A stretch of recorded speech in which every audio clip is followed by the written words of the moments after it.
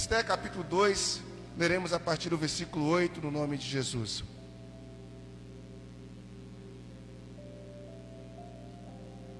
Diz o texto a partir do verso 8. E quando a ordem e o decreto do rei foram divulgados, muitas moças foram levadas para a cidadela de Suzã, sobre os cuidados de Hegai. Levaram também Esté ao palácio real e a entregaram aos cuidados de Hegai, guarda das mulheres. A moça que lhe apareceu, formosa, e alcançou favor diante dele. Por isso Hegai se apressou em dar-lhe os produtos de beleza e a alimentação especial. Também lhe deu 7 moças escolhidas do palácio real e a transferiu com essas moças para melhores aposentos do harém. E Esté não havia declarado o seu povo,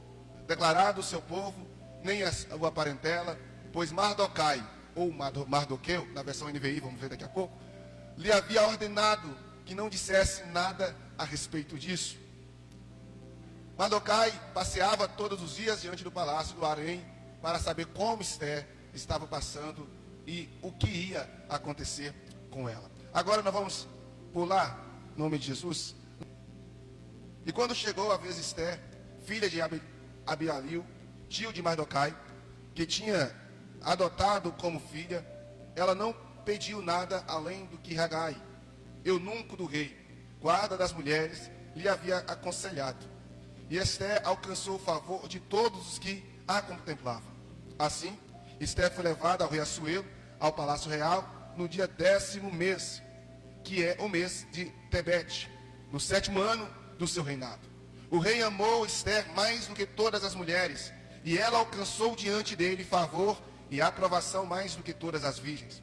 E o rei pôs a coroa real na cabeça dela e a fez rainha em lugar de Vaste. Verso 20. Esté ainda não havia declarado sua linhagem e o seu povo, como Mardoquai lhe havia ordenado. E Esté continuava a cumprir as ordens de Mardoquai, como tinha feito quando este a criava. Amém? Mais uma vez, feche seus olhos, queridos, em nome do Senhor, para nós orarmos e agradecemos ao Senhor pela palavra que foi lida. Pai, nós te louvamos e agradecemos pela sua santa e gloriosa palavra na noite de hoje. Eu peço que o Senhor venha revelar cada vez mais aos nossos corações, iluminar o nosso entendimento, ó Pai amado, para que compreendamos as suas sagradas escrituras. Meu Pai, que o Senhor fale ao coração do seu povo e que o Senhor preencha os nossos corações da sua graça, do seu poder, para a honra e glória do teu nome, em Cristo. Amém e amém. Por se sentar, no nome de Jesus. Queridos, o tema da mensagem de hoje é autenticidade contagiante, né? E quando nós falamos de autêntico, de coisa autêntica, nós estamos falando de algo que não é falso, algo que é original, algo que é verdadeiro, algo que é genuíno. Logo então, estamos falando de uma pessoa, de um cristão, que precisa, na sua vida do diária, viver de forma genuína, viver de forma que seja verdadeiro e viver de maneira que seja irrepreensível e sem falsidade. Parece que falar sobre isso é meio redundante, porque de fato, uma vez que você decidiu viver o Evangelho, você também está decidindo viver uma vida genuína, sem falsidade. Mas infelizmente, nem todo mundo que levantou a mão e que decidiu viver o Evangelho conseguiu chegar nesse nível de genuinidade, de originalidade. Nós sabemos que é padrão e é comum na sociedade buscar as coisas de segunda mão, as coisas entre aspas, paraguaia da vida, não é isso? Aquilo que não é tão original, aquilo que é falso. O que você percebe que para se ostentar, tem pessoas que, por exemplo, usam relógio da Apple, que em tese custa lá 5, 6 mil, aí pega um modelozinho parecido de 180 e coloca no braço para dizer que está usando da Apple. Outros vão lá, um sapato que custa tanto, e ele vai lá e compra a marca paralela. Irmãos, não sei se vocês são da minha época, dos DVDs e dos CDs, que os vendedores vinham na casa da gente, ou a gente ia para a feira e comprava os DVDs pirata, né, CDs pirata, de crente. E logo na abertura do DVD, já havia mensagem dizendo que pirataria era errado, era crime, era pecado. Mas nós era cristão, e somos. Mas nós íamos lá e comprava o CD, comprava o DVD, e custava 70, 60 reais, a gente ia lá e comprava 3 por 10, e tá bom, e a vida que segue. Mas quando Deus nos chamou para viver uma vida original. Embora, irmãos, que o original é mais barato, é mais fácil o acesso, não é isso? O pirata é mais fácil o acesso, é mais fácil de conseguir, é mais barato.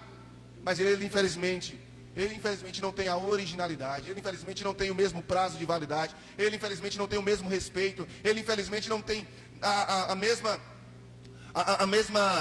ambição, a gente tem a mesma ambição de adquirir. Por quê? Porque é falso. Tudo que é falso a gente tende a desvalorizar. E infelizmente a sociedade tem vivido uma vida falsa. E essa sociedade que eu falo, não estou falando a sociedade fora das portas da igreja. Eu estou falando a sociedade que a igreja está convivendo e que infelizmente faz parte da igreja. Como diz Mariana Moreno, ela diz o seguinte: as pessoas autênticas são mais felizes porque se amam como elas são e buscam melhorar os que lhe incomodam. E Bill Helps, você com certeza deve ter visto essa frase no livro, se você já leu o capítulo 2, ele diz: há tantos fingidores hoje, que as pessoas genuínas e sinceras andam criando agitação por serem o que elas realmente são. Então nós estamos vivendo uma sociedade que usa máscaras, uma sociedade que infelizmente acaba escondendo quem elas são na essência. E aí, queridos, quando você vive uma vida falsa, quando você vive uma vida sem originalidade, você não consegue receber o selo de aprovação de Deus. Existem coisas que não podem ser vendidas, não podem ser negociadas, se ela não tiver o selo da aprovação do Inmetro.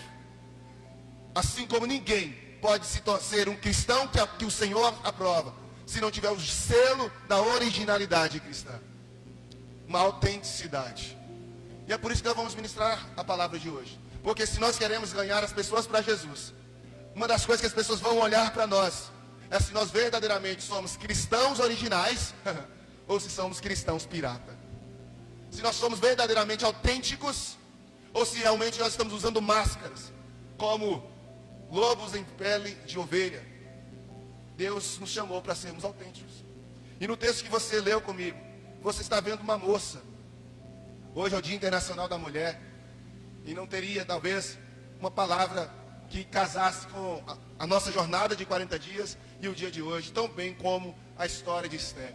Porque quando nós olhamos para os versículos 10 e os versículos 20 do capítulo 2 de Esther, nós vamos perceber que Mardoqueu, ou Mardocai, na versão NVI, ele chega para Esther e diz para Esther não falar a origem dela. Olha o que o texto do verso 10 diz: Esther não tinha revelado a que povo pertencia e nem a origem da sua família, pois Mardoqueu, ou Mardocai, proibiu, havia proibido de fazê-lo.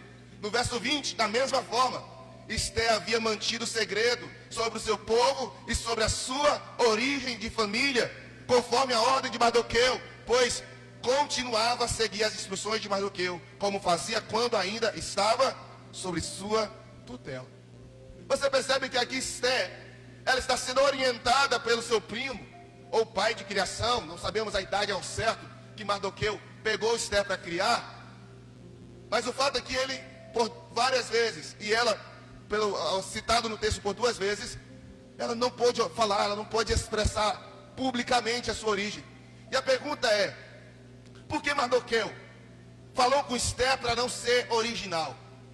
Por que Mardoqueu disse para Esther não ser totalmente autêntica, ou expressar ali a sua origem, de que povo ela era? Talvez 3 possibilidades pode ser algo que a gente pode concluir aqui. A primeira possibilidade é a possibilidade do medo da discriminação. Nós precisamos lembrar que o texto está falando de um momento em que um rei persa, um rei da Babilônia agora, que já era reino persa, ele está procurando uma noiva para se casar, porque Vasti, no capítulo 1, havia sido deposta do posto de rainha, e o rei havia abandonado Vasti. Agora está procurando a substituta. E aí, quando os homens de Mardoqueu procuram as mulheres, eles levam Esther, porque o texto diz que Esther era bonita, tinha uma beleza que chamava a atenção. Então Mardoqueu não podia fazer nada de levar Esther. Mas ele poderia simplesmente orientar Esther para se comportar de maneira de que ela não fosse prejudicada, ferida ou discriminada. Então ele está dizendo, olha, você está indo para o meio de pessoas dessa terra. Está indo para o meio de pessoas persas. Se você chegar lá, você vai sofrer xenofobia, que é a discriminação de pessoas de uma outra terra. Talvez o medo era de alguém fazer mal contra ela, porque o texto vai dizer que Ramã tinha raiva dos judeus. Então uma vez, uma pessoa que estava tendo cargo a rainha, fosse encontrada como judia, ela nem sequer chegaria nesse posto. Amém? Mas talvez uma terceira hipótese é que Mardoquai, direcionado por Deus, sabia que não era hora dela mostrar da onde ela vinha. Quem está entendendo, diga amém. Nós não sabemos ao certo o que estava no coração de Mardoqueu, mas a questão é que, nesse primeiro momento da história, Esther é aconselhada a não mostrar, a não revelar o seu povo. E isso fazer com que Esther vivesse entre duas realidades. Isso fez com que Esther vivesse no palácio do rei, vivesse no relacionamento com o rei, mas automaticamente não sendo totalmente quem ela seria. E é por isso que nós trazemos a história de Esther hoje, para falarmos sobre autenticidade. Porque Deus está chamando a igreja para viver em meio à sociedade, não escondendo a sua origem. Nós somos filhos de Deus, somos seu povo, amém? Nação eleita. E Deus nos chamou para que verdadeiramente possamos ser os representantes do reino de Deus. Nós não fazemos parte do reino do mundo, fazemos parte e somos do reino de Deus. E o mundo precisa enxergar isso, como nós vimos no primeiro sermão, quando Jesus disse, brilha a vossa luz em meio aos homens, para que eles vejam e glorifiquem o vosso Pai que está no céu. Isto é, eles precisam saber que você faz parte desse reino. Mas mesmo diante da história de Esther, e mesmo dessa vida dupla aparentemente, nós podemos trazer para a gente aqui hoje algumas verdades. Algumas verdades que eu quero compartilhar com vocês. Vocês já sabem como é que eu quero compartilhar sobre o que é viver com originalidade. O que viver com autenticidade. Porque infelizmente, irmãos, é desafiador viver de maneira autêntica. Requer muito de nós. Viver de maneira autêntica estaremos dispostos aí a enfrentar diversas circunstâncias. E como nós vemos no texto, no versículo 5 do capítulo 3, nós vamos perceber que a vida de autenticidade vai requerer de nós, primeiro, a fidelidade. No capítulo 3, verso 5 diz que 3 dias depois, aliás, capítulo 3, versículo 2 ao 6, irmãos. E todos os oficiais do palácio real curvavam-se e prostravam-se diante de Ramã, conforme as ordens do rei. Mardoqueu, porém, não se curvava, nem se prostrava diante dele. Então os oficiais do palácio real perguntaram a Mardoqueu, por que você desobedece à ordem do rei? E dia após dia, eles falavam, mas ele não lhes dava atenção e dizia que era judeu. Então, contaram tudo a Ramã, para ver o comportamento de Mardoqueu seria tolerado. E quando Ramã viu que Mardoqueu não se curvava e nem se prostrava, ficou muito irado. Contudo, sabendo quem era o povo de Mardoqueu, achou que não bastava matá-lo. Em vez disso, Ramã procurou uma forma de exterminar todos os judeus, o povo de Mardoqueu, em todo o império de Xerxes. Xerxes era o rei Assuero. Xerxes era o título do imperador. O que nós aprendemos nesse texto? Aprendemos de que quando você decide viver uma vida de fidelidade, ou uma vida de autenticidade, ela vai exigir que você seja fiel. E a fidelidade nem sempre, querido, vai ser bem aceita aos olhos daqueles que não acreditam em Deus. Esther e Mardoqueu, ambos judeus, ambos tementes ao Senhor, eles sabiam que ninguém poderia se prostrar diante de nenhum outro ser, senão diante de Deus. Vale lembrar que nessa mesma cidade de Suzã, anos anteriores, nessa mesma região da Babilônia, jovens que eram fiéis ao mesmo Deus de Mardoqueu, ao mesmo Deus de Esther, não se curvaram diante da imagem de Nabucodonosor. Esses mesmos jovens foram lançados dentro da fornalha de fogo. E agora, anos depois, nesse mesmo período, anos depois, só mudou o imperador, só mudou o rei. Novamente um outro homem, agora o nome dele, Mardoqueu. Ele está vendo alguém todo poderoso, empoderado pelo rei, todo cheio de si, com arrogância, passando, e todo mundo se prostrando em reverência. Mas ele sabe que embora todas as pessoas se prostram diante de homens e de seus ídolos, quem é temente a Deus não se prostra diante de mais ninguém, senão diante do Senhor.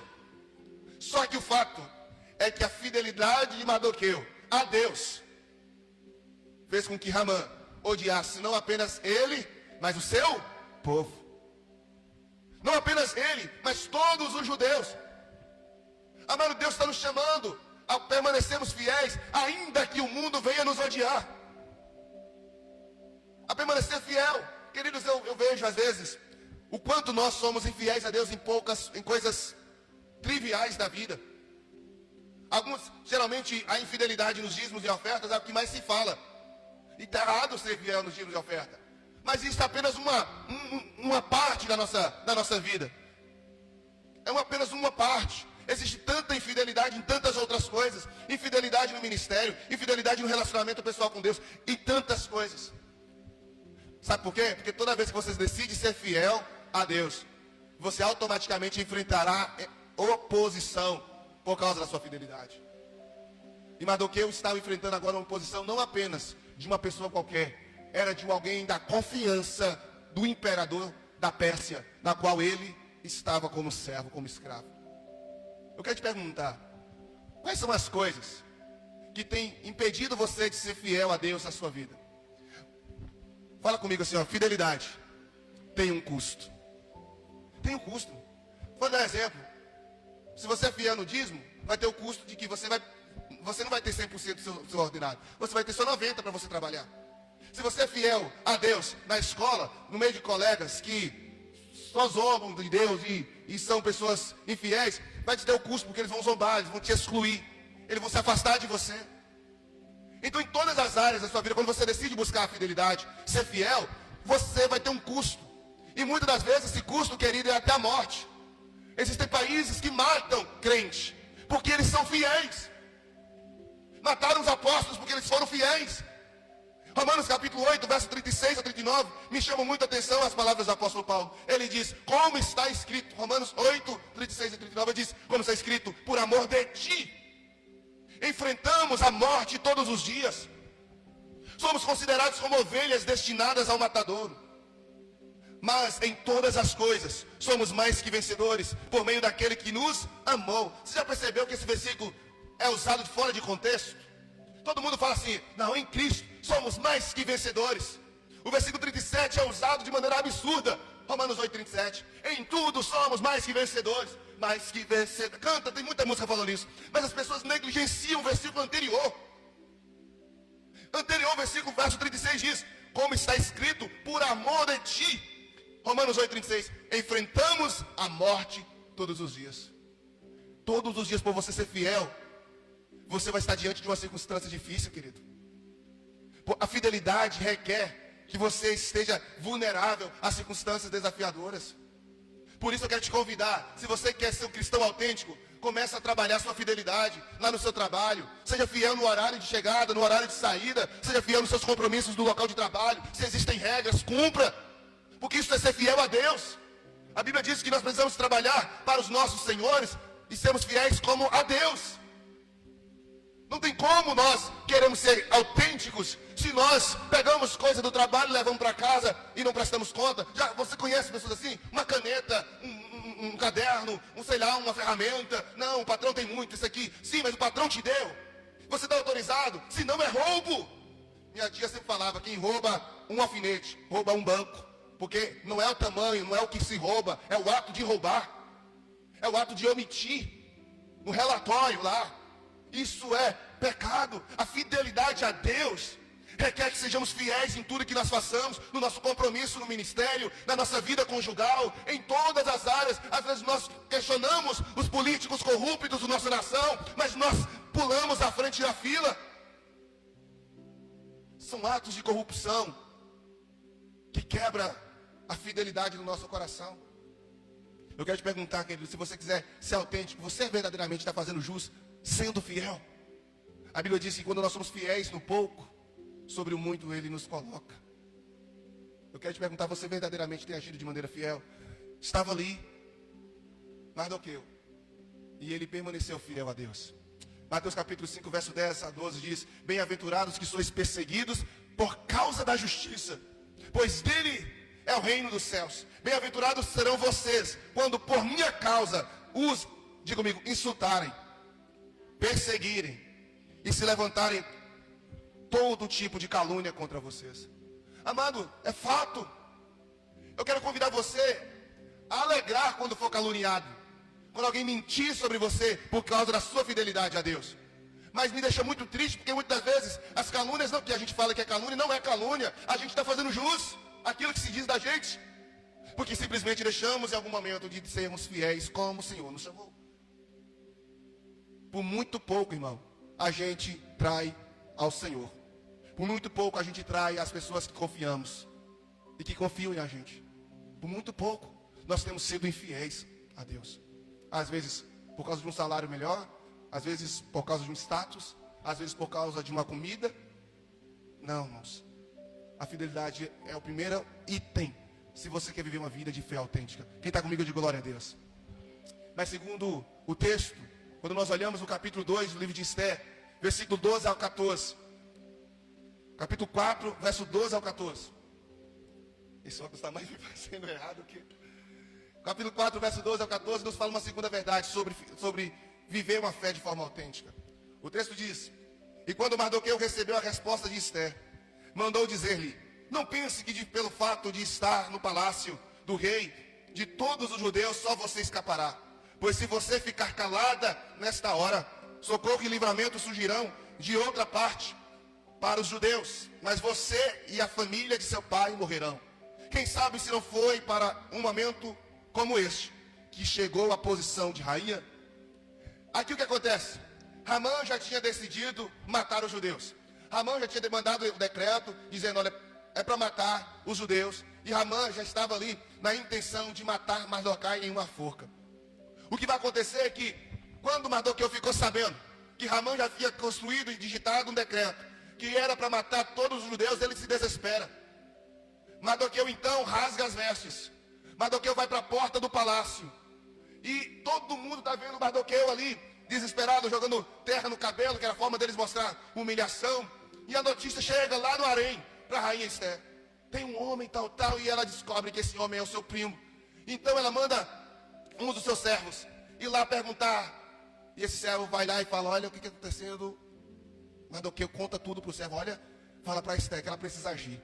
Ela precisa agir porque nós vamos morrer. Os judeus vão morrer. E quando Esther fica sabendo dessa notícia de que os judeus iam morrer, ela falou: mas eu não posso falar nada com o rei, porque já tem dias que eu não posso entrar na presença dele. E se alguém entrar na presença dele, vai morrer sem que ele se solicite. E aí Ratai volta novamente com a resposta. E Mardoqueu diz: olha, é a sua oportunidade. Se você calar a sua voz agora, se você não fazer algo agora, se você não pense que você vai ficar salvo, você vai morrer. Deus vai levantar escape de uma outra forma, livramento vai vir, mas você e sua família vão ser mortos por causa disso. E aí Mardoqueu insiste e aconselha Esther. E aqui eu acho lindo, sabe por quê? Porque o texto vai dizer que Esther era submissa a Mardoqueu em todo o tempo. Enquanto estava na casa dele, e mesmo depois que ela se tornou rainha, ela continuou ouvindo os conselhos do seu primo, ou pai adotivo. E aqui eu aprendo uma segunda verdade para quem quer ser um cristão autêntico. Uma segunda verdade para quem quer viver uma fé autêntica. Uma fé autêntica exigirá de você submissão contínua. Tem pessoas que às vezes é submisso quando quer, quando lhe convém, quando é do seu interesse. Quando algo está ali trazendo um benefício, aí ele é submisso, ele é bonzinho, ele obedece tudo. É igual aquela criança que está querendo um brinquedo e a mamãe fala: se você fazer isso, e você vai ganhar isso. E a criança, condicionado ao presente, faz. Sendo que, independentemente do presente, se ele fizer, o beneficiado vai ser ele. Por exemplo, o dever de casa. O dever de casa é uma obrigação a criança fazer. Aí vem pai e fala: se você fizer o dever de casa, vai ganhar sobremesa em dobro. Não, essa não é a estratégia. O dever de casa, ele precisa fazer não porque ele vai ganhar um presente. Ele vai fazer porque ele entende que aquilo é importante e que deve ser feito para o bem dele, independente da recompensa do doce. Às vezes nós somos assim, esse tipo de crente, que obedecemos quando está condicionado a um presentinho. Mas Esther nos mostra que ela não era submissa a seu pai de criação, não era submissa ao seu mentor, porque Mardoqueu não foi apenas o primo, o cara legal, não foi apenas o pai, ele foi o mentor, o guia espiritual dela e do seu povo. Então ela entende que o seu guia, o seu mentor, o seu discipulador, ou o seu pastor, ou o seu líder, ele está dando uma direção. Esther não abre a boca sobre a sua origem, não precisa comentar. E nós vamos falar um pouquinho disso mais à frente. Esther, agora está na hora de você se pronunciar. E em tudo, Esther era submissa, como era na casa dele. Olha aí no versículo 20, irmão, que tremendo. Olha o que o texto diz lá no final. E Esther continuava, verso 20, cumpria as ordens de Mardoqueu, assim quando ele a criava. Esther capítulo 2, verso 20. Então, a nossa submissão não pode ser uma submissão condicional ou uma submissão temporária. O texto diz aí bem claro, pois continuava a seguir o quê? As instruções dele, como fazia quando ainda estava a sua tutela, ou quando ele ainda a criava, quando ela era dependente dele. Porque aqui não é uma instrução de pai, aqui é uma instrução de mentor, aqui é uma instrução de líder, e ele está falando segundo a liderança dele. Eu quero te perguntar, como é a sua submissão? Como é a sua submissão dentro da sua casa? Como é a sua submissão dentro do ministério? E eu não estou falando aqui submissão em casa, na relação marido e mulher, que ainda precisa haver. Mas é muito mais do que a relação marido e mulher. É a sua relação com Deus. É a sua relação com o ministério que ele confiou na sua mão. Esther não deixou de ser submissa ao seu líder, porque agora ela está numa posição aparentemente maior do que ele. Infelizmente a gente vê muito caso disso, que quando alguém alcança uma determinada independência, seja ela de ordem financeira, seja ela de ordem emocional, as pessoas, infelizmente, queridos, isso é uma característica da feminina muito forte, de quando alcança a independência de alguma ordem, achar que já podem tomar decisões sozinhas sem consultar o outro. E aí está um grande risco nessa relação. Quando a insubmissão, ou quando a falta de cumplicidade, ela começa a tornar algo rotineiro. Esther falou, eu estou num nível maior do que meu tio. Agora ela é rainha. Ele era simples um homem lá que ninguém conhecia. Eu posso ser rainha do meu tio. Ou do meu primo, melhor dizendo. Eu posso ser rainha do meu mentor. Mas ele ainda continua sendo meu mentor. Ele continua ainda sendo meu líder. Eu posso estar tendo condição financeira. Eu posso estar tendo liberdade. Eu quero deixar um conselho já para o Dia das Mulheres. Um conselho de amigo, em nome de Jesus. Não permita que o empoderamento que as mulheres tanto buscam hoje seja a sua pedra de tropeço na sua vida. Nós já falamos sobre isso aqui em cultos passados, sobre essa questão do empoderamento, eu já mencionei. Eu não vou entrar nesse contexto, mas eu quero falar que às vezes tem casamentos que começam a dar errado, ou relacionamentos que começam a dar errado, quando falta a submissão, porque a mulher ganha mais, porque talvez ela consiga uma liberdade a mais. Enfim, essas coisas acontecem. Infelizmente é uma realidade. O que eu aprendo com Esther é que mesmo ela mudando de posição social, econômica, moral, ela continuou preservando a submissão. Percebe isso? Verso 20. E o texto diz que a submissão é algo fantástico. 1 Coríntios capítulo 11, verso 23, Paulo diz, o que eu recebi do Senhor também vos entreguei. E lá no capítulo 13, verso 17, o autor de Hebreus disse, Hebreus 13, 17, obedeçam aos seus líderes e submetam-se à autoridade deles. Eles cuidam de vocês como quem deve prestar contas. Obedeçam-lhes para que o trabalho deles seja uma alegria e não um peso, pois isso não seria proveitoso para vocês. O que o autor de Hebreus está dizendo? Galera, gente, obedeça a sua liderança. Sabe por que você precisa obedecer? Por quê? Se submeter? Porque eles têm que ter consciência que vão prestar contas de você a Deus. Sabe o que é isso? Sabe qual é o peso disso? Eu, como pastor de cada um de vocês aqui, no grande dia você prestar conta só de você. Você vai prestar conta dos seus atos, da sua vida, de você. Agora uma liderança vai ter que prestar conta dele, se for casado, da sua família. E se for líder de um ministério, de todos que ele está líder. Por isso eu quero falar para você, se você é líder de adoração, líder de louvor, líder de qualquer coisa aqui nessa igreja, querido, glória a Deus, benção, você recebeu um privilégio, mas você também recebeu uma responsabilidade. Uma responsabilidade, você precisa entender isso, que existem pessoas agora que estão debaixo da sua tutela espiritual. E você precisa cuidar dessas pessoas, porque um dia você vai estar diante do Senhor e Ele vai falar assim: e aí, Juliana, Stephanie, eu deixei vocês cuidando dos jovens da renovada lá durante aquele período. Me fala aí, o que vocês fizeram? Como eles cresceram? Me dá, presta conta. A gente esquece um dia, vão ter que prestar conta desse detalhe. E aí, líder da mídia? E aí, diáconos? Nicodemes e Sebastião? E aí, o que vocês fizeram? Irmãos, um dia vão ter que prestar conta. É por isso que a Bíblia fala bem claro: ai de quem faz a obra de Deus relaxadamente.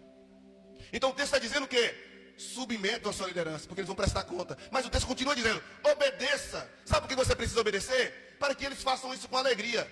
Porque se fizer isso como um peso, como um fardo, se a liderança começar a encarar os seus liderados com um fardo, os mais prejudicados serão vocês. É isso que está falando. Vai ser prejudicado, vai ser vocês, porque vai começar a ficar com raiva, não vai fazer bem feito, não vai atender bem atendido. Por isso, não permita que as suas atitudes façam do seu líder um fardo. Está dando para entender? Eu vejo Esther. Esther não dificulta para Mardoquai. Ela coloca a situação: olha, para fazer o que o Senhor está me pedindo, tem um desafio muito grande. Para fazer o que o Senhor está me orientando, não é fácil não. Mas eu vou fazer. Eu vou fazer. E aqui, querido, eu vejo algo tremendo. Porque Esther decide fazer o que o seu líder está direcionando. No versículo 15 e 16 do capítulo 4 de Esther, tem o complemento dessa reação. Se ela se submete a uma direção, ela submete. Ela fala: eu vou fazer, meu líder. Mas no versículo 15 do capítulo 4 ela diz: então Esther mandou essa resposta para Mardoqueu: vá, reunir todos os judeus que estão em Suzã e jejuem em meu favor. Não comam nem bebam durante 3 dias e 3 noites. Eu e minhas criadas jejuaremos como vocês. No versículo 15 está escrito isso. Só essa primeira parte aí no versículo 15. Ele está dizendo o seguinte: olha, ô meu pastor, ô meu líder, ô meu primo, ô Mardoqueu, eu vou fazer. Mas eu não vou fazer sem antes me consagrar. Eu não vou fazer sem antes buscar o Senhor. A questão é que às vezes quando a gente recebe uma missão da nossa liderança, recebe uma missão, um chamado de Deus, a gente pensa que Deus está contando com a nossa técnica, está contando com os nossos arranjos pessoais, com os nossos talentos, porque o meu líder viu algo diferente em mim. Isso é mentira? Não, não é mentira. Isso é uma verdade, isso acontece. Só que muito mais do que o que nós temos a oferecer, existe um nível maior, que é um nível totalmente espiritual. Esther poderia falar assim: eu vou, meu tio, porque eu sou rainha. Eu vou porque eu sou a esposa do rei. Eu vou porque eu tenho influência. Mas Esther não falou sobre isso. Esther falou: entrar lá vai ser um desafio, sabe? Pode me levar à morte, como está escrito no verso 16. Mas todavia, eu quero que vocês consagrem, e porque eu também vou consagrar. Para viver uma vida de fé autêntica, querido, para que você verdadeiramente seja um cristão autêntico, você não apenas precisa ter a característica de fidelidade. Você não apenas tem que ter a característica da submissão, mas você tem que desenvolver o hábito da consagração. Tudo que eu estou falando aqui, pastor, já ouvi tudo isso, você já ouviu. Quem é crente já ouviu o que eu estou pregando aqui inúmeras vezes. Mas por que a gente volta? Por que a gente relembra? É porque nós ouvimos. Mas eu perguntar para vocês aqui: você tem construído uma vida de fidelidade em todas as suas áreas diante de Deus e diante dos homens? Você tem sido uma pessoa submissa a seu marido, às mulheres, a Deus, a sua liderança? Você tem vivido essa submissão em Deus? Aos homens, você tem estado submisso a Deus, amado as suas esposas como Deus amou a igreja e cuidado delas? Percebe essas coisas? Por que os nossos 40 dias de cristão contagiante? Não é para ensinar uma coisa que a gente não sabe, mas é para nos lembrar que está faltando prática daquilo que nós já sabemos. O que você está falando? Tio, primo, isso que o Senhor me pede, eu vou fazer, mas não antes de me submeter a uma vida de jejum, de oração, durante 3 dias. Tem hora que você pede aos irmãos, eu nem vou falar para os irmãos, tem hora que nós falamos de jejum até meio-dia, a gente já está morrendo, irmão. Jejuar meio-dia para a gente é desesperador. Eu não estou falando que você faça amanhã, a partir de agora eu vou jejuar 3 dias, porque eu sei que para chegar num nível de 3 dias, 4 dias, uma semana, primeiro você tem que começar com o tempo mínimo mesmo, e ir crescendo. Eu fico com dó das moças de Esté, das servas, porque as servas de Esté não serviam a Deus, não acreditavam, eram servas lá da Pérsia, eram gentias, mas Esté falou: meninas, 3 dias sem comer e sem beber, acabou. Decretou, a rainha mandou, a rainha disse que não é para comer, e não é para comer. Fecha a cozinha que serve a rainha e as suas servas. Esté disse: eu e as minhas criadas jejuaremos. Verso 15 aí. Já pensou se você fosse uma das? Verso 16 aí. A parte A do verso 16. Se você fosse, irmãs, criada de Esté, se imagine aí. O que acontece, irmão? Tem hora que nós fazemos algumas coisas, a gente fica com morrinha de fazer algumas coisas, porque a gente está sobre a carne seca. Por exemplo, a gente questiona às vezes: só tem ovo? Só tem ovo? Só tem arroz e feijão? Fica sem o ovo, sem arroz, fica sem comer. Olha para o seu armário e vê lá que não tem uma coisa para colocar na mesa, e você não tem de onde tirar. Se você não vai desejar ter ovo, arroz, você vai. Porque, repita comigo, a escassez faz com que você deseje mais. O que acontece? O jejum, a consagração, ela nos aproxima de Deus. Consagrar é o ato de se dedicar, de separar um tempo para um relacionamento com Deus. Esté está falando: a responsabilidade que o Senhor está me dando é grande demais, que eu não posso suportar. Então eu preciso buscar um reforço. E ela consagra. Sabe o que a gente mais vê pessoas reclamando? Pastor, eu estou fraco. Pastor, eu não estou bem espiritualmente. Pastor, eu não estou bem. Aí se você perguntar para a pessoa se ela tem jejuado, se ela tem orado, há quanto tempo ela tem feito isso, a maioria diz: não estou jejuando, não estou aguentando. Aí eu não estou orando não, porque eu não estou conseguindo. Aí eu não estou lendo a Bíblia não, porque quando eu pego a Bíblia para ler eu não consigo. Está aí o segredo. Está aí. Quando você está com fome, você come. É o estômago falando: olha, está faltando alguma coisa, a barriga dói. Você vai comer. Você vai buscar alimento, porque você está fraco. Quando alguém fica lá encontrado no mato, lá perdido, leva lá para colocar soro, porque a pessoa está fraca. E ela precisa. O que está acontecendo? Você está sem vontade de ler a Bíblia, sem vontade de jejuar, sem vontade de orar. É sinal que você está quase indo para a UTI espiritual. E você precisa urgentemente começar a voltar a consagrar sua vida. Mas eu não estou gostando. Ore sem gostar. Leia a Bíblia sem entender. Força. É essa a grande questão. Nós queremos fazer coisas que nos dê prazer. A gente quer coisas que a gente acha que viver uma vida de autenticidade espiritual, de integridade, originalidade espiritual, parece que tudo que a gente faz é prazeroso. Não é. Eu já disse aqui, tem dia que eu não quero ler a Bíblia, tem dia que eu não quero preparar um sermão. E olha que o sermão, como hoje, foi mais de um dia para preparar. Literalmente. Acordo 6 da manhã e tem culto. E às vezes eu deixo para fazer no dia do culto, eu tenho que terminar com pressa, correndo lá para vir. Literalmente 12 horas. Mas tem dia que não dá vontade não, irmão. Tem dia que pega, lê, folheia, vai lá, que texto, o que falar. Ainda mais quando é temático. É desafiador, mas precisa ser feito. Você não come porque é prazeroso. Você come porque é necessário. Pelo menos teria que ser assim, né? Por isso que o jiló, quem vai trocar jiló por picanha? Quem vai trocar picanha por jiló? Não é isso? A gordurinha chega, tá assim, uma coisa gostosa. O torresminho, aquela farofa de torresmo, coisa gostosa. É prazeroso, mas é lanche. Se não ter cuidado, menino, o salário fica em lanche, mas vai aumentar o colesterol e tanta coisa. Comida saudável não é prazerosa. Comida saudável não é gostosa. Café sem açúcar. Não é isso? Suco sem açúcar, suco só com açúcar natural. Tá falando assim, isso é ruim. Mas é saudável. Nós estamos vivendo um tempo que as pessoas gostam de culto. Uau, o culto aquele é gostoso. Eu senti aquelas minhas emoções lá em cima. Aí é o culto top. Não entendeu nada da pregação. A palavra falou um monte de besteira. Mas uau, eu falei, eu pulei. É o aviãozinho, é o reteté, é o roda-peão, é um monte de coisa. Uau, Deus falou. Falou nada.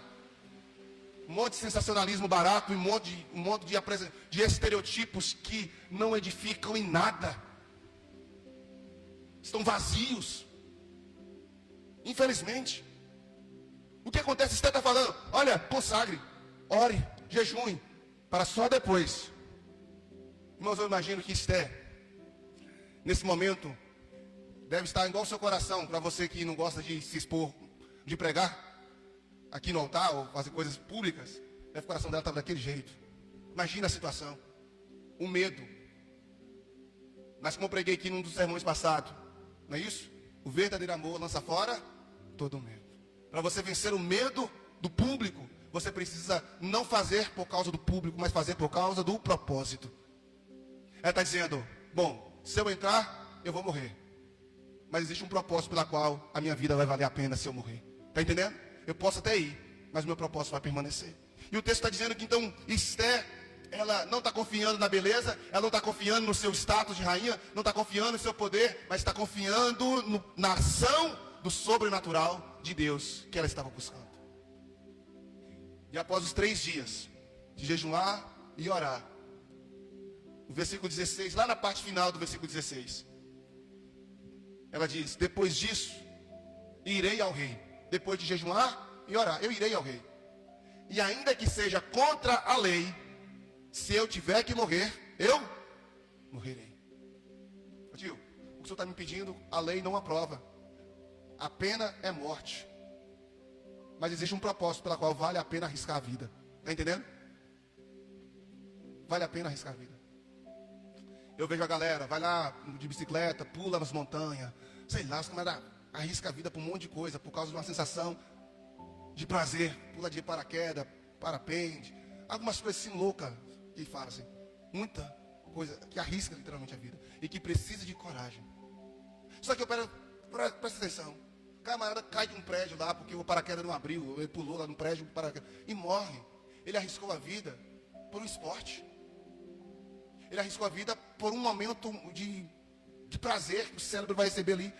Beleza, morreu. Qual foi o sentido? Qual foi o propósito? Mas ele teve uma característica que o levou a fazer aquilo. Sabe o que foi?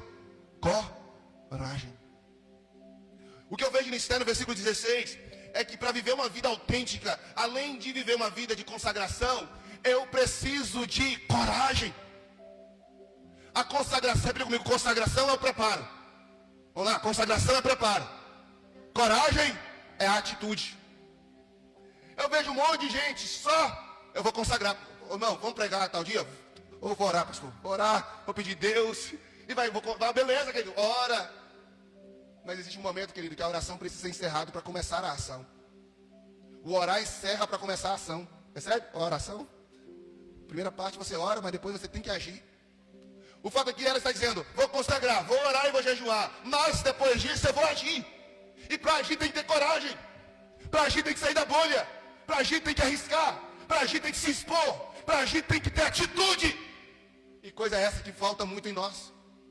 Porque a gente não fala com o vizinho de Jesus porque a gente tem medo de falar besteira. Ou medo de passar vergonha. A gente não fala no trabalho, a gente não se expõe. Porque existe um medo, a gente não prega. A gente não usa as oportunidades na igreja. A gente não... Eu fiz uma pergunta no Instagram sobre quem tem medo de oportunidade na igreja. Um monte de gente eu tenho. E a gente percebe que as pessoas já não fazem mais porque o medo paralisa.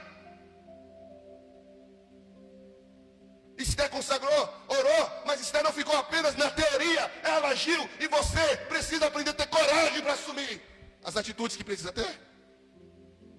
Porque, querido, se você não tiver coragem, você não vai conseguir sair do lugar. A coragem é quando você bate a chave no motor, sabe, e acelera. E não tem como falar de coragem se não lembrar de um episódio que aconteceu em Atos capítulo 4. Abre Atos capítulo 4. Eu vejo algo fantástico, lá no versículo de número 29, quando o texto diz que Pedro Ele ora. Veja a oração de Pedro, no capítulo 4, verso 29. Agora, Senhor, considera as ameaças deles e capacita os teus servos para anunciarem a tua palavra corajosamente. Meu irmão, presta bem atenção nisso aqui. Quem está pedindo coragem é Pedro. Ele está numa oração. Aí o versículo 29 é o início de uma oração. E aí ele está orando porque ele tinha passado uma rocha antes dessa oração. Ele estava diante do Sinédrio, diante dos líderes religiosos, que estava Pedro, ele e João foram interrogados, porque eles curaram uma pessoa que estava aleijada. Eles levantaram e essa pessoa entrou no templo vibrando, e os religiosos viram que ele foi curado, e começou a investigar em nome de quem, e por que aquele rapaz estava daquela forma, e eles simplesmente foram presos por ter curado aquele homem. Mas no capítulo 4, aí no verso 13 de Atos, quando Pedro está sendo interrogado, Pedro defende magistralmente, ele fala bonito. E aí no versículo 13, todos os líderes religiosos, vendo a coragem de Pedro e de João, perceberam que eram homens comuns, sem instrução, e ficaram admirados. Eles falaram, cara, esses homens não têm leitura não, mas têm coragem. Esses homens eles não têm conhecimento não, mas têm coragem. Tem pessoas que não fazem. Ah, pastor, eu não sei o que o senhor sabe. Eu quero perguntar, e você tem coragem? Porque o que eu vejo em Pedro não é conhecimento. Eu vejo coragem. Deus não está à procura de sábios. Deus não está à procura de teólogos. Deus não está à procura de pessoas, uau! Não, Ele está à procura de pessoas simplesmente corajosas, que topam o desafio, que aceita, mata nos peitos e vai. Pedro ora no verso 20 pedindo coragem. Mas antes mesmo de Deus dar coragem, ele já tinha coragem. Pedro era um cara corajoso, irmão. Foi ele que pulou do barco e começou a andar sobre as águas, onde ninguém dos que estavam ali quis fazê-lo. Foi Pedro o único que puxou a espada, uma faca, para enfrentar uns soldados que foram lhe prender Jesus. O único, mesmo que foi errado, tá? Foi errado, não pode usar a arma, mas foi o único corajoso o suficiente para meter os peitos na frente de Jesus e falar, meu mestre, vocês não levam. O que acontece é que nós estamos vivendo uma geração de frouxos e medrosos. Usa qualquer tipo de desculpa para não assumir a responsabilidade da pregação do Evangelho. Usa qualquer tipo de desculpa para não assumir as responsabilidades que Deus coloca em suas mãos. Nós queremos ser autênticos. Se verdadeiramente isso é algo real, você precisa assumir agora a sua posição de homem corajoso, de mulher corajosa, de uma pessoa que não tema, como eu preguei, que não tema o julgamento das pessoas, o que vão achar, o que eu vou dizer. Lembra, eu falei sobre Moisés? Eu falei num sermão reatrasado. A galera que se vitimiza, que procura argumentos, simplesmente porque falta nele ou nela o atributo da coragem. E aí, meu irmão, essa pessoa se torna um cristão farjudo, paraguaio. Porque nós estamos aprendendo que para ser um cristão autêntico tem que ter fidelidade, tem que ter consagração, tem que ter, querido, submissão, mas também tem que ter coragem, macheza. Não estou falando machismo, mas macheza, firme. Quando eu olho para esse texto, olha bem, vem lá comigo, capítulo 4, para a gente entender o paralelo dele com o livro de Esther. Capítulo 4, no verso 8 ao 10. O que eu aprendo nesses versículos? É que Pedro teve coragem. Pedro teve coragem para, no momento em que foi interrogado pelos líderes, deposicionar sua fé. Olha que legal. Então Pedro, cheio do Espírito Santo, disse às autoridades e líderes do povo. Aí ele vai dar um discurso, né? Tal. Ele se posiciona. Ele não ficou assim, eu sou só um pescadorzinho. Só um pescadorzinho que eu sou. Quem sou eu na frente do professor de Paulo? Porque o professor de Paulo estava lá, gente. Não, você está entendendo que para quem Pedro estava falando? O professor de Paulo estava lá, o cara que ensinou Paulo a lei. Foi um dos caras que Pedro se posicionou. Ele poderia falar assim, não, quem sou eu, gente? Eu sou analfabetinho. Eu sou um pescadorzinho que Jesus encontrou lá e eu fiquei andando com ele. Eu não vou falar nada não. Fala lá, João. Você é mais assim, João? Vai lá, fala lá. Nada. No verso 10 diz que Pedro se posiciona. Verso 8, né? Verso 8, Pedro se posiciona. Mesmo diante das autoridades. Mesmo diante dos líderes. Então, coragem, repita comigo, coragem para se posicionar. Você tem que ter coragem. Olha o que o texto diz agora no versículo 13. A coragem de Pedro conquistou a admiração dos acusadores. Os caras que estavam ali para acusá-lo e condená-lo. Na hora que terminou, viu Pedro terminou, os caras assim, uau! Nós viemos acusar esse cara, nós estamos tomando uma aula. Mas não é por causa da sabedoria que ele tinha, a inteligência da letra. Era porque ele estava cheio do Espírito Santo. E o Espírito Santo trouxe coragem. A coragem fez com que as pessoas olhassem para Pedro e falassem, pela coragem que esse cara tem, esse cara andou com Jesus. Olha aí, não é isso que está aí, no verso 13? E vendo a coragem de Pedro, reconheceram que ele havia estado. Não, o cara ser corajoso desse jeito, tinha que ter andado com Jesus. Não tem como não. Querido, presta atenção no poder dessa palavra. Em nome de Jesus, pega esse medo dos infernos e joga fora. Deus não conta com medrosos. Ele mandou voltar dos 32 mil homens que Gideão escolheu para a batalha. Deus mandou voltar 31.700 homens, porque eram indisplicentes e medrosos. Deus não conta com medrosos. Deus não conta com covardes. Deus não conta com quem gosta de se esconder debaixo da saia da mãe. Uma metáfora. Apocalipse 21:8 diz, é exatamente isso que você vai ler. O texto diz, mas o que, irmão? Os covardes. E aí vai, covardes é o primeiro da lista. Não estará. Não tem como, querido. Porque o covarde não vai ter o fim. O covarde arrega fácil. O covarde não consegue ir até o fim, até a morte. Não vai. Porque o covarde, ele teme na base, quando vê o desafio. O covarde, é por isso que o Senhor fala, manda voltar. Porque quando chegar lá, vai tudo mijar na saia. Você pode não... Será que eu posso encontrar pessoas corajosas aqui? Se você for, aplauda Jesus. E pelo amor de Deus, querido. Aleluia. Meu Deus, dá coragem para nós. Só que não para por aí, eu tenho que adiantar aqui. Se eu preciso ser fiel, se eu preciso ser submisso, se eu preciso ser corajoso. Querido, o texto nos fala também do livro de Esther, voltando ao texto base que nós estamos lendo. Lá no capítulo 5 agora, no versículo 3 ao 5. Tem uma outra característica que eu vejo de Esther, que é fantástico para as nossas vidas. O texto diz que após ela ter conseguido a atenção do rei, eu estou dando aqui um resumo no livro de Esther. O rei fala para ela o quê? O que o rei pergunta? O que há, rainha Esther? Qual o seu pedido? Mesmo que seja a metade do reino será dado. Qual mulher que desejaria, qual mulher desejaria receber um presente, uma pergunta dessa? Qual homem? Tudo que eu tenho, eu te dou metade. O casamento já fazia, você não sabia, né? Mas tudo bem. A metade, espertinho. Mas era um imperador. Ele olha para a mulher dele, que já estava 30 dias sem ver, morando praticamente na mesma casa. Sabe que existem situações, né? Perdidos dentro da própria casa. E ele olha e fala, cara, que mancada que eu dei, rapaz. 30 anos, me casei. E estou tão envolvido no trabalho que eu esqueci da minha mulher. Ele encanta e fala, Esther.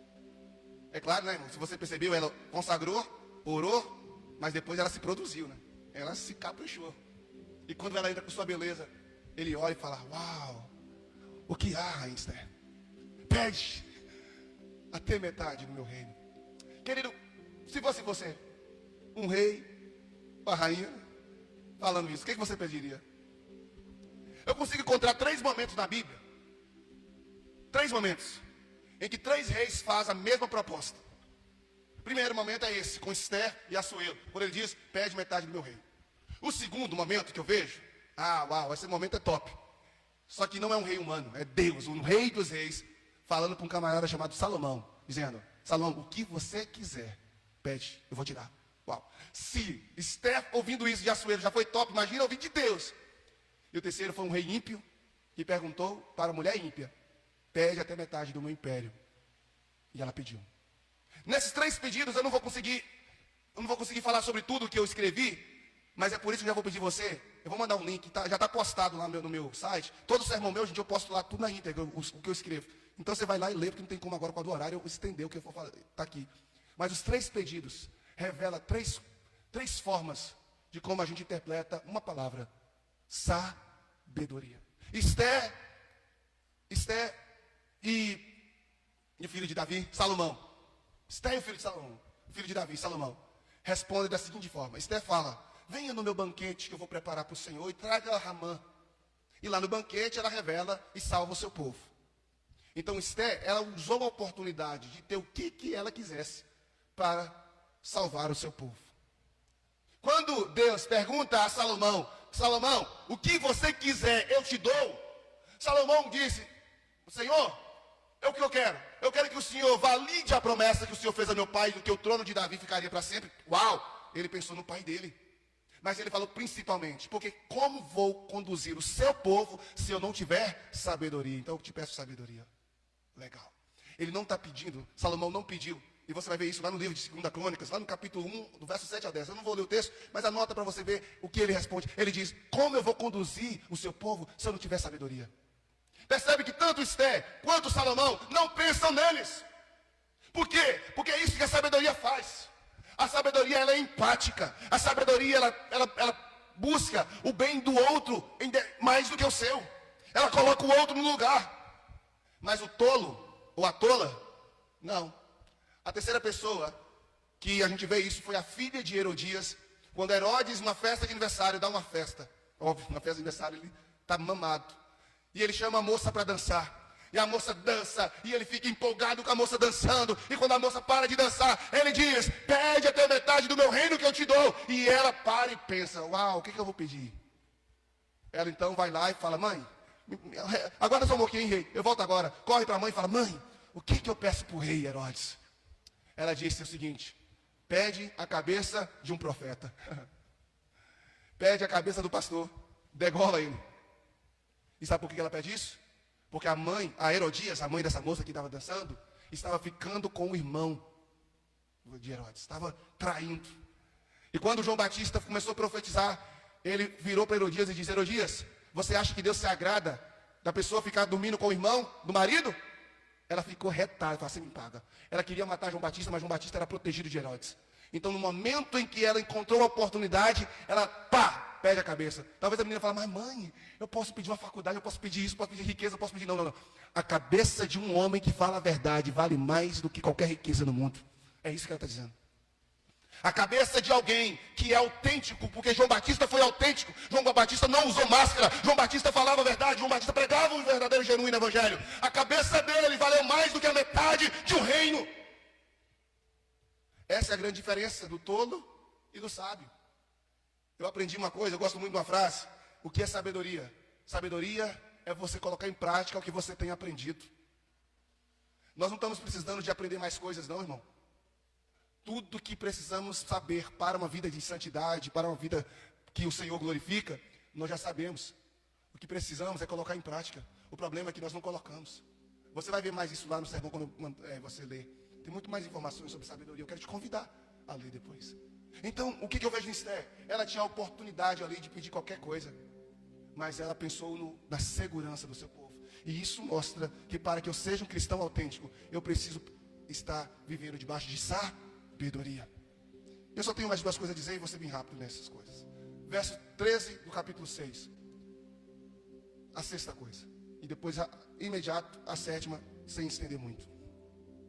O texto diz: e contou a Zeres, a sua mulher e todos os seus amigos, tudo o que lhe havia acontecido. Tanto os seus conselheiros como Zeres, sua mulher, lhe disseram. Olha o que lhe disseram. Visto que Mardoqueu, diante de quem começou a sua queda, é de origem judaica, você não terá condições de enfrentá-lo. Sem dúvida, você ficará arruinado. O que acontece aqui para você entender o versículo? Ramã, o general do exército de Assuero, que estava armando para destruir os judeus, ele está chegando em casa triste, chateado, porque o rei tinha pedido ele para fazer uma coisa. Sabe qual foi? Colocar Mardoqueu no melhor cavalo, no cavalo real, e sair pela rua da cidade, puxando o cavalo e dizendo: assim o rei faz àquele que ele ama. E por que Ramã fez isso? Porque na noite em seguida, que Ramã tinha mandado construir a forca para poder enforcar Mardoqueu, Deus deu um sonho a Assuero. E Assuero não conseguiu dormir à noite. Então Assuero pediu para poder ler o livro. Irmãos, tinha os livros que narravam a história dos feitos. E no livro está escrito que lá atrás, alguém salvou a vida de um rei. E o rei falou assim: mas o que foi feito para poder recompensar? E estava escrito no livro que não tinha feito nada não. E aí o rei entende que precisava recompensar. E que ele era esse homem. Esse homem era Mardoqueu, porque um homem autêntico, um homem fiel a Deus. Deus sempre cria meios para honrá-los em meio à sociedade perversa. E é assim que a Bíblia fala. E aí então, quando Ramã conta essa notícia para a esposa, eles falam, não vai dar. Porque esse camarada é judeu. E você está querendo matar um judeu. E matar um judeu não vai dar certo. No verso 3 está dizendo, 13.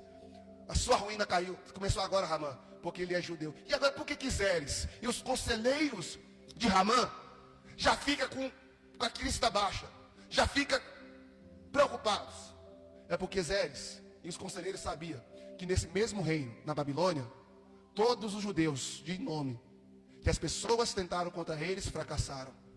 Os judeus tentaram matar Daniel na cova, os babilônicos tentaram matar Daniel na cova do leão. Daniel saiu ileso. E quem fez a calúnia contra Daniel foi que foi morto. Os soldados que lançaram Sadraque, Mesaque e Abednego na fornalha de fogo, eles nem precisaram entrar. Só de encostar para lançar os homens de Deus dentro da fornalha, eles morreram queimados. Enquanto os homens entraram e ficaram lá descendo no meio do fogo. E ela olha e fala, cara, isso tem histórico. Ramã era malequita. E anos atrás, quando Israel estava saindo do Egito, indo para a terra de Canaã, os amalequitas tentaram contra Israel e todos morreram. Então ela fala, sabe por que você não vai conseguir vencer Mardoqueu? Embora o texto não diz, mas está implícito aí, claro, porque ele é judeu. E quem é o Deus do judeu? É o mesmo Deus que você serve, e é o mesmo Deus que eu sirvo. Isto é, uma pessoa autêntica vai poder contar, sim, com a intervenção de Deus em tempos de crise. Você precisa confiar na intervenção divina. Às vezes nós estamos tão assim, não vai dar certo, nós vamos morrer. Meu irmão, se você ler o texto, eu convido você até pedir o jovem um dia lá no culto da Casa Luziane, leia o livro de Esther, porque você vai ver que nesse momento a forca já estava pronta para Mardoqueu. Já estava no nível quase morte. E Mardoqueu já poderia ter jogado a toalha, mas Deus interviu. O problema é que nós dizemos ser cristãos autênticos, mas no momento da pressão, eu digo isso novamente, da pressão. Porque a pressão para um é a falta de emprego. A pressão para outra é o problema no casamento. A pressão para outra é a vida espiritual que não está legal. A pressão para outra, talvez a briga com a namorada ou namorado. A pressão para outra é a doença. Cada um tem sua pressão, cada um tem o seu desafio. E no momento desses, nós temos a tendência de não confiar em Deus. Temos a tendência de confiar nos nossos métodos falhos de resoluções de problema. Se os seus métodos fossem infalíveis, querido, você estava em outro patamar. Eu quero te fazer um convite. Pare de confiar apenas nos seus métodos. Eu não estou falando que você não tem que ter atitude, mas aprenda a confiar mais do que nos seus métodos. Confie nos métodos de Deus. Um cristão autêntico sabe que se for para morrer por causa de Cristo, vai morrer. Mas vai morrer no tempo certo, para cumprir o propósito certo. Esther disse, se for para morrer, vou morrer. Mas ela sabia que se Deus quisesse, ela morreria. E ela morreria cumprindo um propósito. A morte dela não seria aleatória, não seria um acaso, seria para cumprir um propósito. Como a morte de Paulo cumpriu o propósito, como a morte de Jesus cumpriu o propósito. Mas se não for para cumprir o propósito, Deus não permite que morra, como não permitiu Daniel e não permitiu os jovens da fornalha. Entenda isso. A questão é que nós não confiamos, continuamos dizendo que somos cristãos, mas querendo agir do nosso jeito, da nossa forma. E é por isso que ele disse que um cristão autêntico aprende a confiar na intervenção divina. Eu quero te perguntar, você tem confiado? Ou você no momento da pressão, endói do cabeção e faz um monte de besteira? Aprenda a depositar sua confiança. E o último lugar, um cristão autêntico, está lá no capítulo 7 agora, do versículo 4 ao 6. Nesses dois versículos a gente vai ver a revelação da rainha. Depois que a rainha se der convida por 2 vezes Ramã e o rei vindo no seu banquete. Agora o rei torna a perguntar para ela. E aí, Esther, que suspense é esse? Já estou curioso. O que você quer? Eu vi no banquete ontem, você disse que ia falar hoje. E aí, minha filha, fala. Então ela disse o seguinte, olha, rei, se fosse outra coisa, eu não te emprataria com esse pedido. Mas o que eu vou te pedir é algo sério. Então eu tive que interferir lá na sua reunião. Nos versículos anteriores, ela fala mais ou menos isso. Sabe por que eu tive que intervir? Pois eu e meu povo fomos vendidos para destruição, morte e aniquilação. Se apenas tivessem sido vendidos como escravo, olha que coisa. eu teria ficado em silêncio, porque nenhuma aflição como essa justificaria perturbar o rei. Ela falou: rei, olha rei, é o seguinte, eu só entrei porque nós fomos o seguinte, nós fomos vendidos para a morte, a nossa sentença é de morte. Eu vou morrer e meu povo vai morrer. Mas se eu tivesse nos vendido para ser escravo de uma outra nação, eu nem tinha te empatado. Mas é porque é morte, então eu tive que chamar a atenção do rei. E o rei então pergunta: mas ainda quem se atreveu a uma coisa dessas? Onde ele está? Foi sábio ou não foi essa mulher? E respondeu Esther: o adversário, o inimigo é Ramã. Esse que está sentado aqui, esse perverso. Diante disso, Ramã ficou apavorado na presença do rei e da rainha. Percebe que Esther foi sábia. Ela planejou tudo, porque lá atrás ela consagrou, ela orou a Deus. Ela não agiu, no meio da pressão, Esther não agiu com a cabeça quente. Volta comigo aqui, queridos. No meio da pressão, Esther não foi lá: oh rei, oh rei. Ela não fez barulho, ela não fez estardalhaço. No meio da pressão, Esther agiu com calma, com confiança na intervenção divina. Gente, nós somos cristãos, e eu vou falar para vocês como alguém que sofre como você. Ei, eu também já agi loucamente no momento da pressão. Estava falando alguém com vocês que já cometeu erros e falhas, sabe, no momento do nervosismo, de falar besteira, de fazer coisa que eu me arrependo de ter feito. No momento da depressão, da crise de ansiedade, no momento da solidão, no momento do desequilíbrio emocional. Sim, está falando com você alguém que já falhou. Então eu quero falar que eu não sou melhor do que vocês no que eu estou dizendo aqui, mas eu estou falando que eu sou semelhante a vocês. Que no momento da pressão, a gente tem a tendência de fazer burrice, cabeça quente, falar o que não deve e agir como não deve agir. Mas isso até dá um show, cara. Isso deve dar um show. Sabe por que dá um show? Porque no momento da pressão, ela disse: bom, a pressão era simples, ela poderia morrer, só isso. Se o rei não estendesse o cetro, acabou isso, né? Mas ela foi sábia, foi consagrar. Para com isso, como vai consagrar? Vai orar a Deus. Tá difícil, em vez de você falar que vai fazer besteira, fazer ou agir, ou sei lá, vai orar, vai consagrar a Deus, vai pedir a Deus uma direção, vai criar uma estratégia de solução. Esther criou uma estratégia de solução, você viu? Não foi no primeiro banquete que ela falou. Ela chamou, deu os banquetes, aí no final do banquete, pede a metade do reino. Rei, tá muito apressado, volta amanhã, tá tranquilo. Amanhã eu te falo, rei. Ela aguçou a curiosidade do rei, deixou o rei com expectativa, o rei doidinho para poder saber e tal. Ela convidou o cara que estava lá querendo matar ela e o primo dela e o povo dela para lá. Ela foi estrategista, ela soube solucionar o problema. Um cristão autêntico precisa aprender a solucionar o problema de maneira madura e espiritual. E não de maneira qualquer. Quando o rapaz abusa sexualmente ou fica sexualmente com a esposa do pai, em Corinto, Paulo diz o seguinte: não tem entre vocês homens maduros para julgar essa causa? Experientes? Para ver o que fazer com esse rapaz? Precisa ir lá fora buscar conselho? Isto é, um cristão autêntico precisa ter maturidade para resolver seus conflitos. Porque nós vamos ter muitos, irmão. Muitos conflitos. Seja de ordem espiritual, seja de ordem conjugal, seja de ordem profissional. Vamos ter. E a gente não pode resolver de qualquer maneira. Fechou 7 aí, princípios? Eu poderia citar 8 aqui, mas eu vou deixar para outro dia, no nome de Jesus. Amém, querido? Aprenderam? Receberam? Meu Deus do céu. Vamos.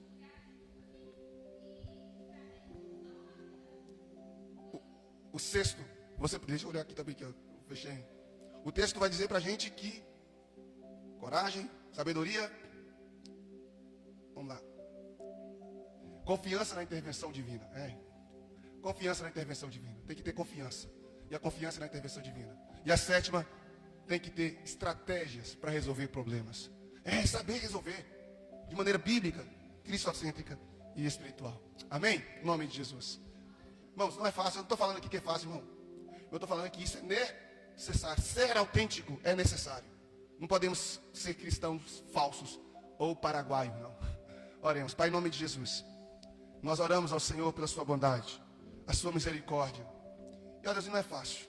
Não é fácil, Senhor, ser fiel, como Esther foi aqui, e Mardoqueu. Não é fácil ser submisso, não é fácil manter uma vida de consagração, não é fácil, meu Pai, ter a coragem necessária para enfrentar os desafios, não é fácil ter essa confiança plena, não é fácil, Deus, ter estratégia para resolver problemas, não é fácil, Senhor, ter a publicidade, que é o que eu colocaria aqui, Senhor, para poder pregar o Evangelho, está, ó Deus, diante das pessoas, mas é necessário. O Senhor nos chamou para viver uma vida autêntica, um evangelho autêntico, um evangelho, meu Pai amado, que verdadeiramente as pessoas possam olhar e falar: esse é verdadeiro.